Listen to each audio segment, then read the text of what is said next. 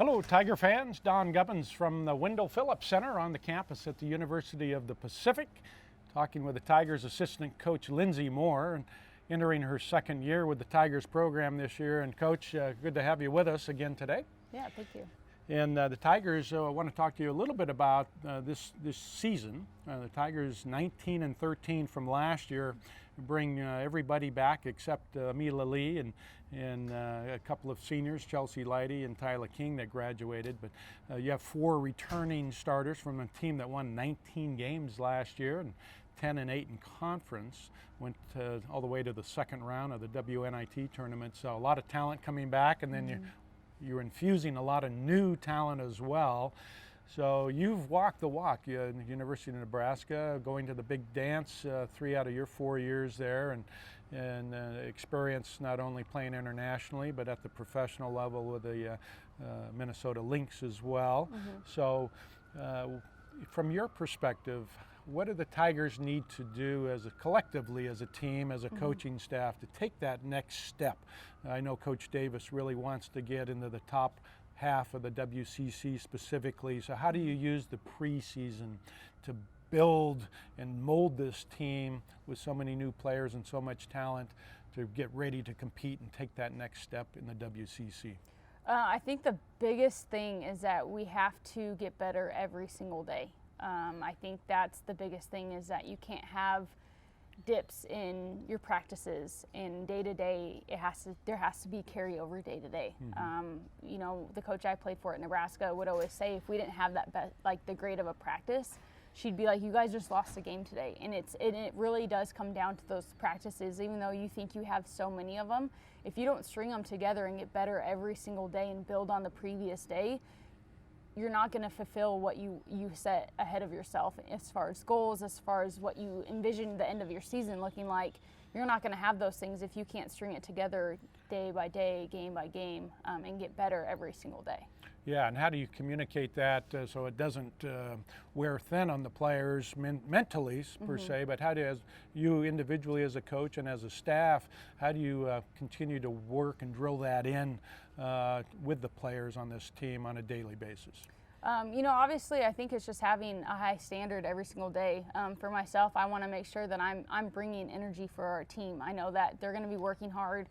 It's going to be draining, all that stuff, but I want to make sure that I can at least bring some sort of energy to them in a positive way to help them kind of regroup, figure it out, and hopefully have a great day if that's what they need from me. Yeah, and then in the games, the pre-conference games themselves, what are you looking for individually of the core players that you're working with specifically on their development, and what is your communication to them as the preseason moves along, so they don't get too high and yet don't get too low either with anything that may go wrong? How do you approach that?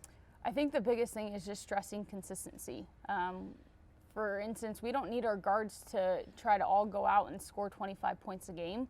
We just need them to be consistent with their work ethic every single day, with their willingness to get better, to listen to us coaches, all that falls within that, and just be consistent. I think that's the biggest thing, is that you can have a great practice one day, but the next day if you don't come back and bring that consistency, it doesn't help our team. And I think that's the biggest thing that our players have to understand, is that you're just trying to help our team right now. We don't need anyone to be an all-star right now. It's so early in the season. We just need you to be consistent and be there for each other and make each other better. And how important are wins and losses? They're always important, obviously, but in the pre-conference portion, when you weigh the wins and losses versus getting this team fully ready to compete in the West Coast Conference, how do you balance that mentally with the players and their approach, again, in order to build them up and get ready for league play? How do you balance that? Well, the nice thing about our team is that everyone's really competitive and everyone wants to win, which is, I think, the first and foremost thing that you have to have within a team. You have to have that win and that the desire to win with them.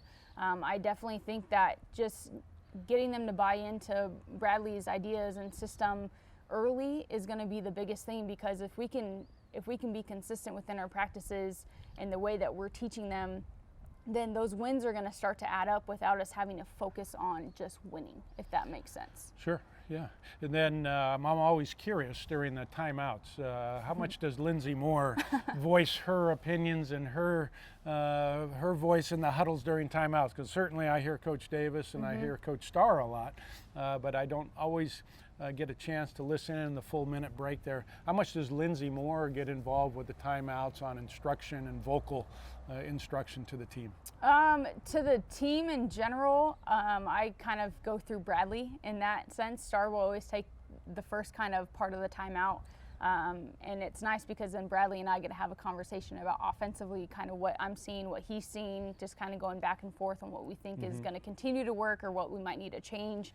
And then it pretty much goes through Bradley. After the huddle breaks is kind of when I get my individual time with, like, say, a Tilly, and I can go and talk to her a little bit more in depth about what I'm seeing that she needs to do or what's available to her during the game.